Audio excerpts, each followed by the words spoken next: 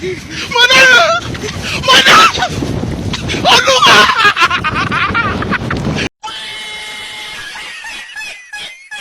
A few moments later.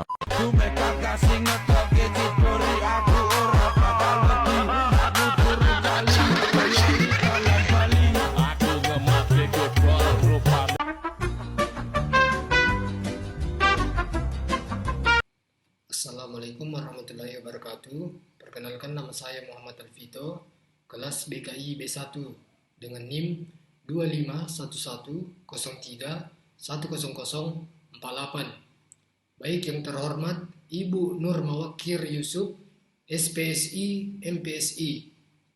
Baik, di sini saya akan menjelaskan mengenai teori kreativitas. Teori kreativitas merupakan kemampuan individu yang menciptakan ide, gagasan atau karya yang baru, orisinil dan memiliki nilai guna. Kreativitas tidak hanya terbatas pada bidang seni, tetapi juga mencakup kemampuan berpikir inovatif dalam ilmu pengetahuan, pendidikan, teknologi, dan pemecahan masalah sehari-hari. Individu yang kreatif mampu melihat permasalahan dari sudut pandang yang berbeda dan menghasilkan solusi yang tidak lazim namun efektif. Nah, di teori psikoanalitik yang diperoleh dari Sigmund Freud, memandang kreativitas sebagai hasil dari dorongan bawah sadar manusia. Menurut Freud, manusia memiliki dorongan naluria yang seringkali tertekan dalam norma sosial. Dorongan tersebut kemudian disalurkan melalui proses sublimasi, yaitu penghilangan energi psikologis ke dalam aktivitas yang dapat diterima secara sosial, seperti seni, sastra, dan karya ilmiah. Dalam perspektif ini, kreativitas menjadi sarana individu untuk mengekspresikan konflik batin, emosi, atau pengalaman traumatis secara tidak langsung. Karya kreatif dianggap sebagai refleksi dari kehidupan psikologis seseorang. Nah, di teori humanistik yang dikembangkan oleh Abraham Maslow dan Carl Rogers menekankan bahwa kreativitas merupakan potensi alami yang dimiliki setiap manusia. Maslow mengaitkan kreativitas dengan konsep aktualisasi diri, yaitu puncak kebutuhan manusia ketika potensi diri berkembang secara optimal. Carl Rogers menyatakan bahwa kreativitas muncul ketika individu berada dalam kondisi psikologis yang sehat, bebas dari tekanan, dan memiliki rasa aman untuk mengekspresikan diri. Lingkungan yang mendukung, terbuka, dan menghakimi menjadi faktor penting dalam perkembangan kreativitas.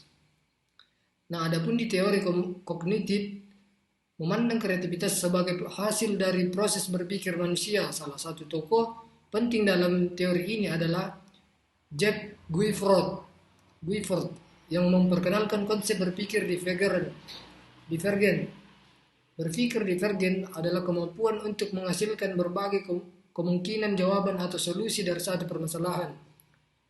Guilford mengemukakan 4 aspek utama kreativitas, yaitu kelancaran, yang artinya kemampuan menghasilkan banyak ide; keluasan, yaitu kemampuan melihat masalah dari berbagai sudut pandang; keaslian, yaitu kemampuan menghasilkan ide yang unik; dan elaborasi, yaitu kemampuan mengembangkan ide secara detail.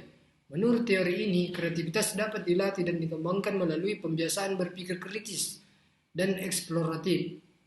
Nah, di teori 4P, Four P's of Creativity, melalui pendekatan ini, Rogers mengemukakan bahwa kreativitas dapat dipahami melalui 4 komponen utama, yaitu person, karakteristik individu kreatif, seperti rasa ingin tahu dan imajinasi; proses terhadap berpikir kreatif, mulai dari munculnya ide hingga realisasi;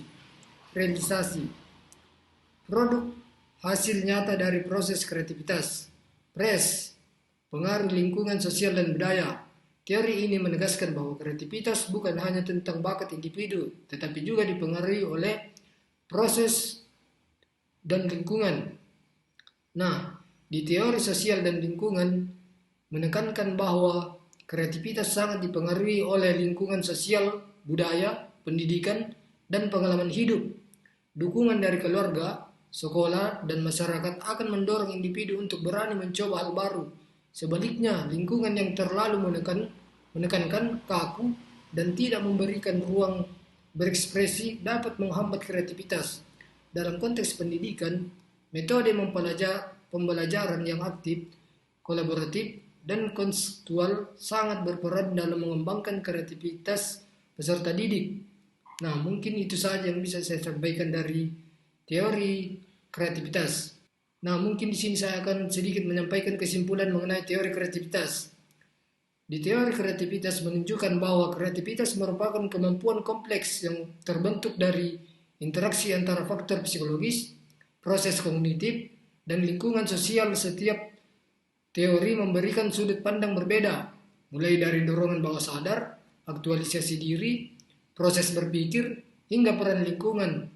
Dengan memahami teori kreativitas, individu dan lembaga pendidikan dapat merencanakan strategi yang tepat untuk menumbuhkan potensi kreatif, sehingga kreativitas tidak hanya menjadi bakat alami, tetapi juga kemampuan yang dapat dikembangkan secara berkelanjutan.